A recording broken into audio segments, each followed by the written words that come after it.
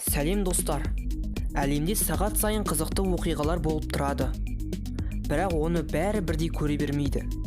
Әйтсе де өкінішке орай, алыстан қарағанда қызықты болып көрінетін кейбір заттар жақыннан қарағанда қауіпті болуы мүмкін. Сіздермен бірге дұрыс қадам арнасы. Бүгін камераға түсіп қалған қызықты видеоларды көрсететін боламын. Ал ендеше видеомыз басталмай тұрып, арнамызға жазылып, осы видеоға лайк басуды ұмытпаңыз.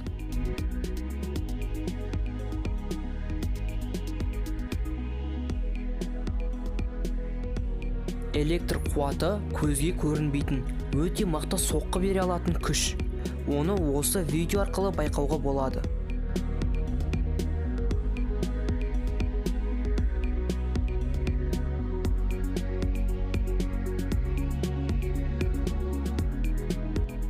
Мұнда да сондай көрініс.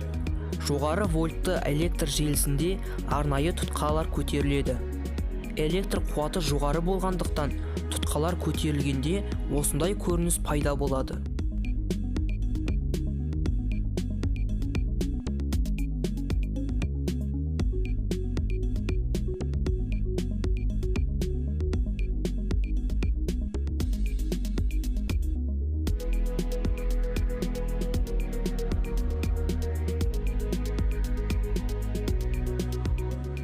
Ал мынандай көрініс жоғары вольтқа арналған сақтандырғыш дұрыс жұмыс істемеген кезде болады.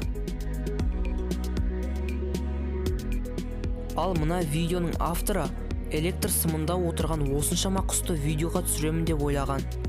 Бірақ ол өзі ойламаған жерден белгісіз бір апаттың куәгері болды.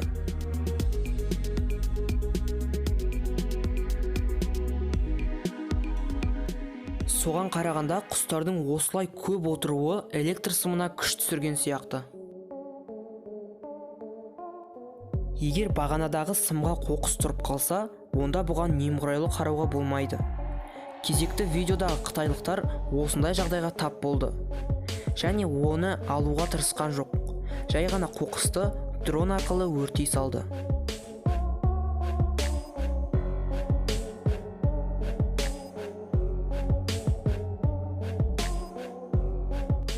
Жел генераторы жайлы көпшілігі білетін шығар. Әрине, біздің пайдаланып отырған қуат көзіміз осы құрылғының арқасында пайда болады. Өкінішке орай кей жағдайларда апаттық жағдайларда орын алып жатады.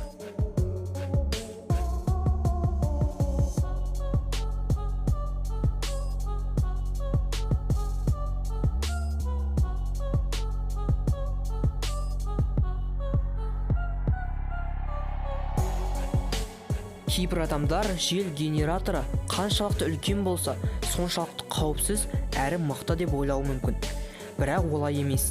Жел генераторынан ақау шықса, ол 2 есе қауіпті болуы мүмкін.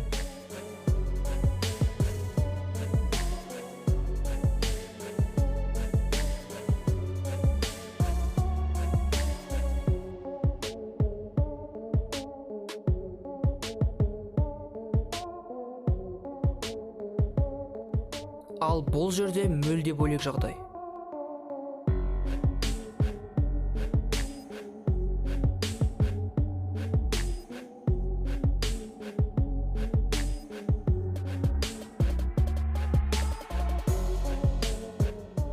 Бұл видеода құс жел генераторының қаңғалағын айналып жүреді. Ал екінші рет айналайын деп жатқанда ол қаңғалаққа соғылып қалып жерге құлайды.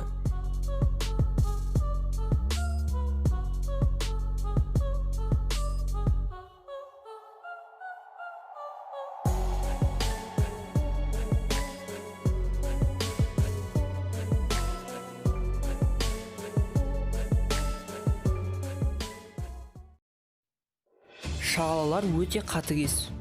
Мына жерде шағала жерден балық тауып алады.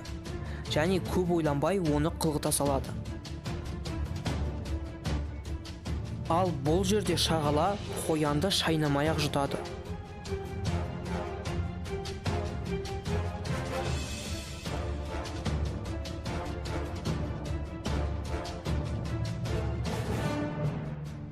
Бірақ мұның барлығы жыланның қасында түк еместігі айтпаса да белгілі. Қарны ашса, жыландар тіпті өз туыстарын да жеп қояды. Мына видеода жылан өзінен едәуір үлкен жұмыртқаны жемекші болады. Және бұл іске асты.